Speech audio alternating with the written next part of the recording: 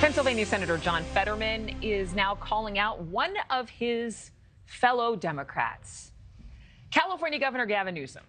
Fetterman says Newsom doesn't have the, quote, guts to announce he's running for president. Let's dive right into this one with our NewsNation newsmakers. Again, we have Joel Rubin, Mick Mulvaney, and Liberty Vittert. Okay, thanks to all for being here. Mick, let me start with you. I think a lot of us, have had this thought, over the past few months, like, okay, Newsom, when are you going to throw your hat in the ring? Because it seems to be written in the tea leaves, despite what he has to say about it. But what's the end game here for Fetterman to antagonize one of the members of his own party to go against the president? Yeah, I don't know, and I'm trying to figure that out. I'm not sure why Senator Fetterman would even weigh in on this. Gavin Newsom is doing the exact right thing for Gavin Newsom and maybe even for his party. He's probably positioning himself to run for president in 2028.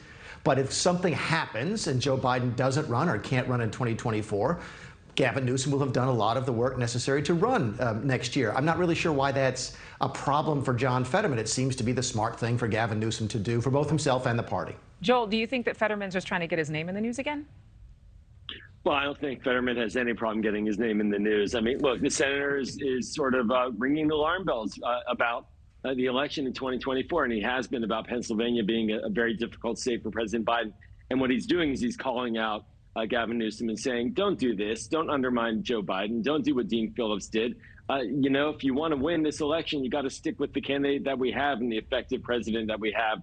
So I think he's making it very clear and taking a shot across Gavin Newsom's bow and saying, you're really hurting the party, not helping the president. Yeah. Liberty, what say you? Well, it seems like Newsom's a little bit like the rebound boyfriend. He's like hanging around waiting to see who you're going to date. But there's reason for him to feel that way. 66% of Democrats don't want Biden on the ballot, and that number's only growing. So Newsom has a reason to wait around to see what's going to happen in 24 and put his hat in the ring to have the American people date him. Yeah, I don't know that he's going to play on the DeSantis route. You know what I'm saying? Looking like it's a whole big thing and he has an actual chance and then deflating in the polls as soon as he makes the official announcement. I don't think he wants to do that.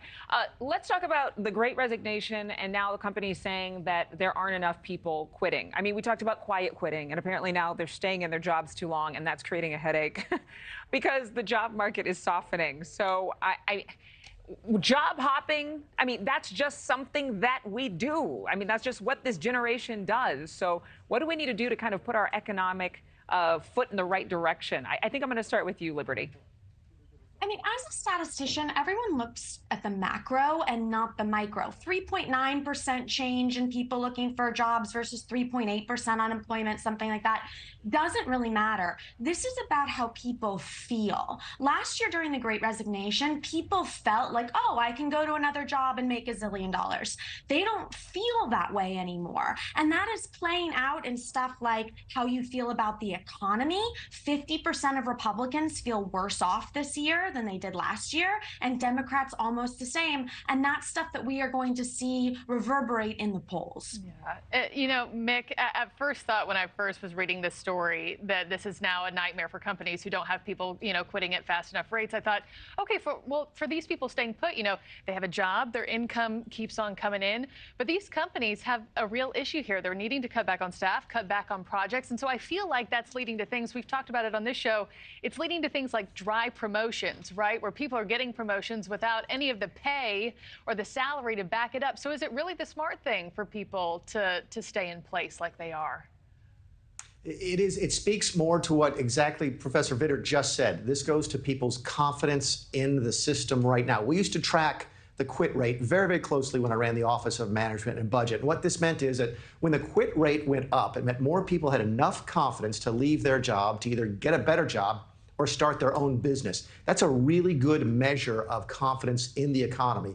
And when that quit rate drops down, what it means is folks are less confident. And when that confidence drops out of the consumer and the employees, it drops out of businesses as well. So this is one of those sort of leading indicators as to where the economy is heading. It is a metric we followed very, very closely at the OMB office for a reason. Yeah, and like Mick, Joel, you worked with a presidential administration. So in terms of 2024 and the election, how would you see this playing out?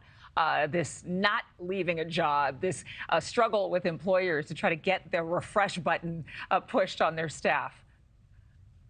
Well, I think this is actually a good problem to have. The fact that people want to stay in their jobs implies that there's some stability now settling in the economy. There was a lot of uncertainty after the pandemic, without a doubt, and we have seen record level low unemployment now in the United States for months and years on end. And President Biden's sort of presiding over an economy that's in recovery. When employees want to stay in their job, that actually has the opportunity to grow the economy and try to actually make the sense that this is working for us become a reality. So I don't see this as a problem. I actually think a lot of quitting nonstop implies that the economics of the country are really uncertain and that people don't feel comfortable. Now maybe we'll see some settling in and some growth and comfort as a result of where things are. I love your optimism. It's just so weird that everybody I've been hearing from and everybody we've interviewed on the show has a staffing issue. They're understaffed. So people are staying in their jobs, but they're just lonelier. Thank you. Well, we you know, this is a good problem to have compared to the opposite of high unemployment. Yeah. Well, you know what people are seeing as a problem is our third topic. And we're going to start with a little soundbite from this music video.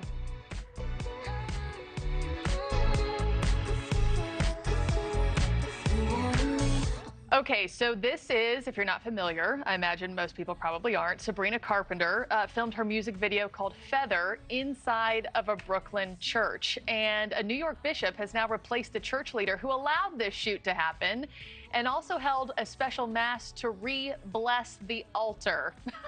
I don't know who wants to start us off with this one, but it's a beautiful Catholic church. You know, I'm happy to jump in on that one too.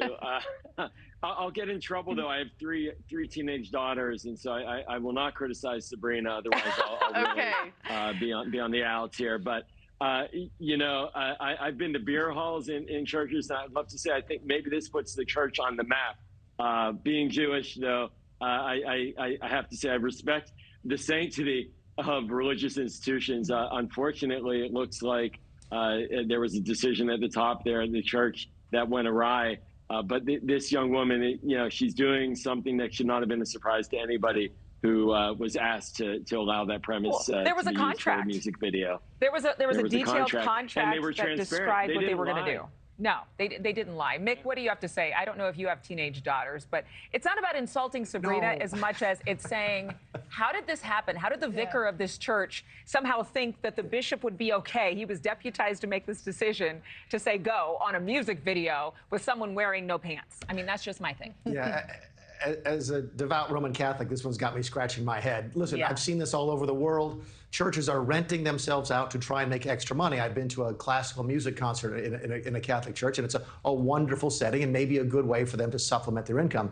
This is across the line. You're right. There was a contract, and the artist disclosed that she might be doing something that the church would consider indecent, and yet the Monsignor who runs that parish was allowed it to go forward. So it sounds like they've cleaned it up, but my guess is that the rules will change dramatically going forward.